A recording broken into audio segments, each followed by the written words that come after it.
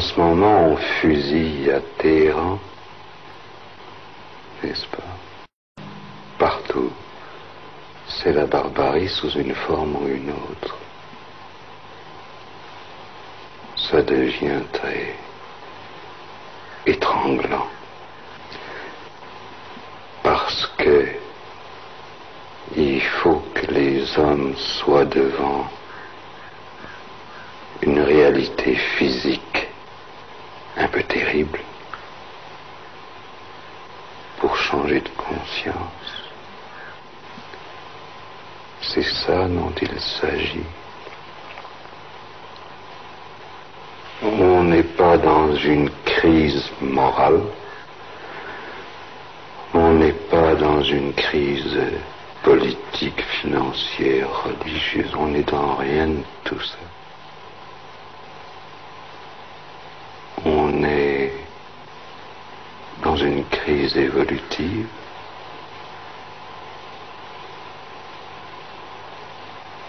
On est en train de mourir à l'humanité pour naître à autre chose. Alors tout est cassé, partout.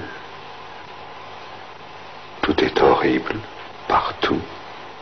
Même dans les splendides cités américaines, si confortables, la même barbarie, partout. Et il faut qu'on arrive au moment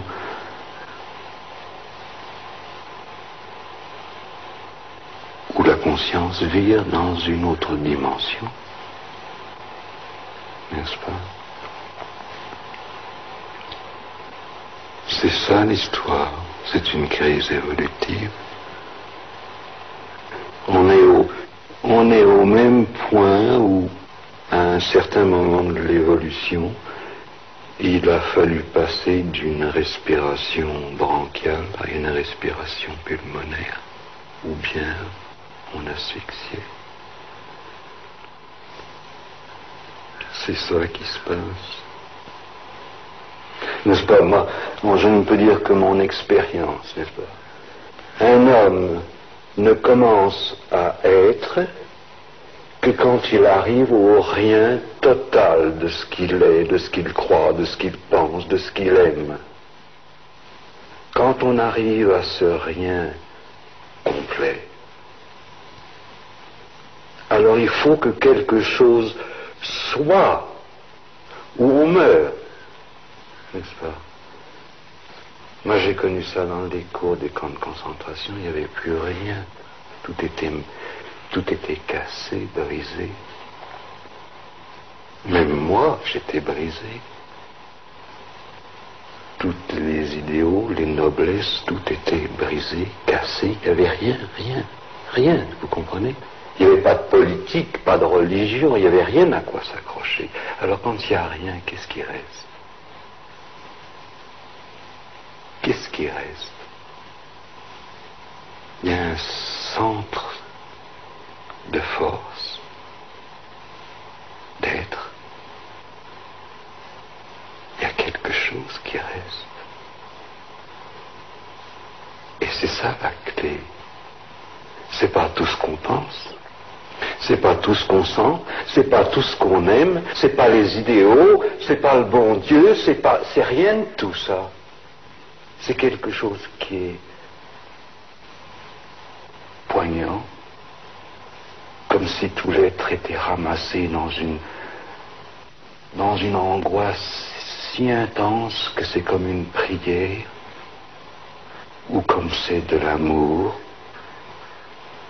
C'est quelque chose qui est chaud, puissant, qui n'a pas de mots, qui est l'être, qui est ce qu'on est. C'est ça, la question ou la chose à laquelle tout le monde arrive. Quand tout s'écroule, qu'est-ce qui reste? On dirait que les hommes n'arrivent pas à concevoir la fin de leur espèce et ce passage éventuel à une autre. Mais qu'ils le conçoivent ou ne le conçoivent pas, quelle importance. Enfin, évidemment, s'ils le concevaient, ce serait plus facile. Mais s'ils ne le conçoivent pas, ça leur tombera sur la tête. C'est en train de leur tomber sur la tête. Le plafond s'écroule. Alors, s'ils ne consentent pas, ils seront cassés, c'est tout. Je pense que c'est pour cela qu'il y a beaucoup de monde qui commence à sentir cela comme quelque chose d'insupportable, comme un besoin insupportable. Mais oui, mais c'est ça la clé, justement. Il faut que ce soit insupportable. Quand on est arrivé à un point d'asphyxie tel ou d'impossibilité telle, il faut bien qu'on trouve l'autre possibilité où on meurt. Mais tu n'arriveras pas à passer dans l'autre possibilité tant que la vieille manière d'être ne sera pas devenue impossible. C'est conforme à toutes les lois évolutives. On passe dans une autre espèce quand la vieille espèce, pour des raisons quelconques, ces conditions deviennent insupportables ou impossibles ou asphyxiantes. Alors le génie qui est dans ces cellules humaines est obligé de trouver le nouveau mécanisme ou la nouvelle façon d'être qui pourra traverser ces conditions invivables. Et si dans ces cellules humaines il n'y a pas le secret qui vous aide à cette adaptation nouvelle, vous mourrez, c'est tout. Et quand on arrive au point d'impossibilité, eh bien, vous êtes obligé de trouver la nouvelle possibilité. Et c'est pas une question de penser, d'y penser ou même de vouloir. On est physiologiquement obligé. C'est dans le corps qu'est le secret. Parce que qu'est-ce qui évolue? C'est pas la pensée qui évolue, c'est le corps. Ce sont les espèces. De quelle façon ont-elles évolué? Elles ont évolué par leurs cellules, par leur corps. Et nous, hommes, c'est tout pareil. On a mis de la pensée là-dessus.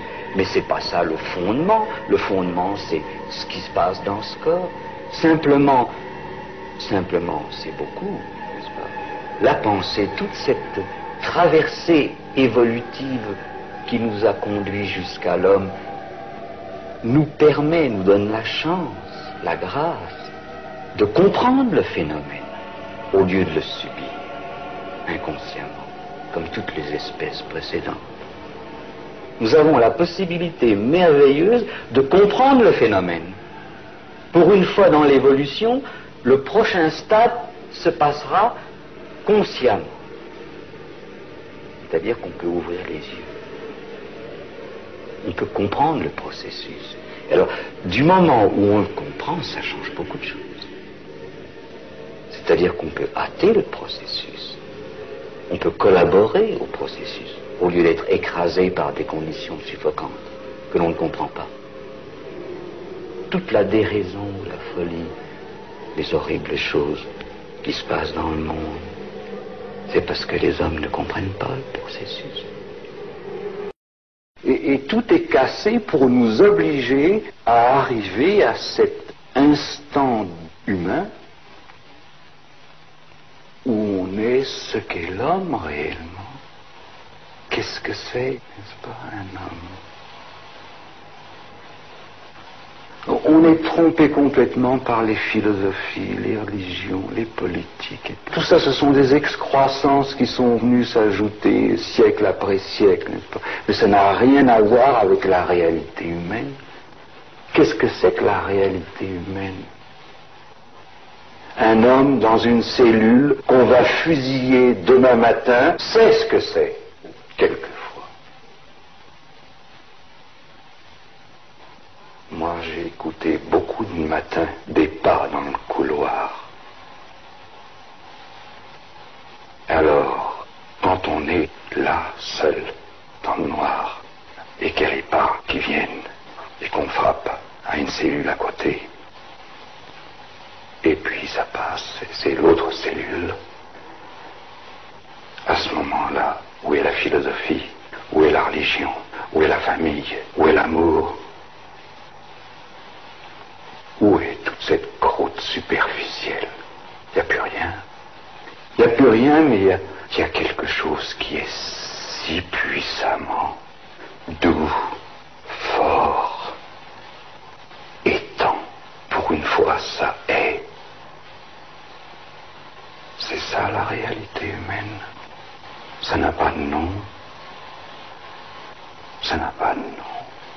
Mais c'est une force Et c'est d'une grande douceur, comme si tout d'un coup, tout vous glisse des mains. Et puis il reste une douceur qui comprend tout et qui n'est pas mièvre, qui est forte, qui regarde d'au-dessus toute cette comédie, toute cette tragédie, et qui tout d'un coup a un regard comme d'ailleurs.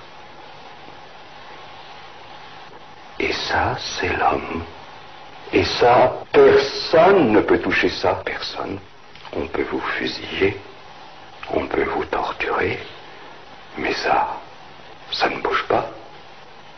Ça est. Et c'est ça, le chaînon évolutif. C'est ça qui fait qu'on passera ailleurs, dans une espèce moins tragique et moins ridicule. C'est cette réalité qui a la puissance de passer à la prochaine étape. C'est pas nos philosophies. Est-ce que la philosophie du poisson l'a jamais aidé à devenir un amphibien? Est-ce que la religion du dinosaure l'a jamais aidé à devenir un mammifère? Alors c'est rien de tout ce que nous connaissons qui nous aidera à traverser. C'est rien du tout. C'est pas Karl Marx, c'est pas le pape, c'est personne. C'est simplement cette chose qui est l'être pur de ce qu'on est, n'est-ce pas? Qui est comme le vrai battement de cœur. Alors ça, oui, ça passe. Parce que c'est la seule réalité. Tout le reste, c'était des trucs, n'est-ce pas, pour nous apprendre à nous approcher un peu de la réalité de ce que l'on est. Des trucs religieux, des trucs marxistes, des trucs gandhistes, tous les trucs humains qui sont simplement pour nous aider à nous approcher pas de la réalité humaine.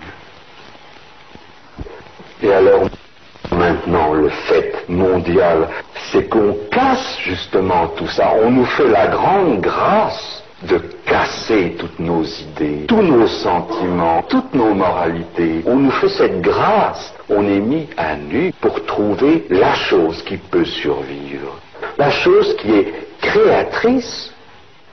Parce que quand on est dans ce point d'être, on comprend que c'est la force créatrice, que c'est ça qui peut tout changer.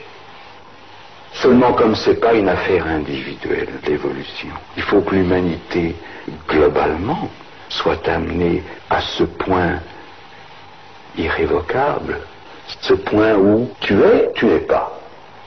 Tu es ou tu n'es pas. Et alors, tu n'es pas, ça veut dire que tu t'en vas, comme beaucoup d'espèces sont parties.